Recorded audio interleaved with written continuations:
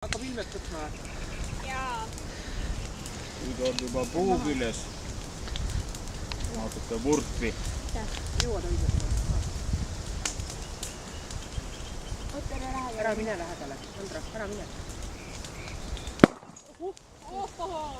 Noh, oli ju mõnus. Mis asi see nüüd oli? Sa ei taha teada? Ma arvan. Karnaat.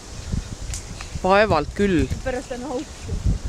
Üks aasta Ülo viskas mingid paukpadrunid minu meelest siia sisse. Me oleme ka visanud ju. Lendas niimoodi, et siin samas oli nõke ja lendas vastu uue maja katust.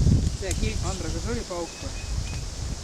Pauk oli. Meie lasime ka suvilas üks aasta olid need paukpadrunid. Järgmine läheksime emmega sauna ja ma tulin jõe äärest ja leidsin ühe selle paukpadruni.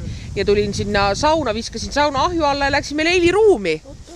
Ja siis istume seal emmega, ma olin muidugi vakkega, ma ei öelnud, ilge litakas käis. Noh, issand jumal, mis see nüüd oli? Ma ütlesin, et rahu, paukpadrun. See oleks võinud ahju puruks lüüa.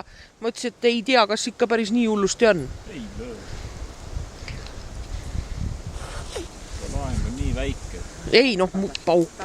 Me eterniiti sai ju, eterniit paukus. Paugub vägev. Jah.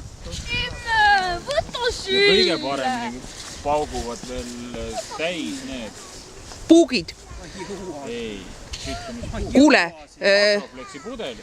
Postimehes internetis kirjutas selle eelmine aasta oli üks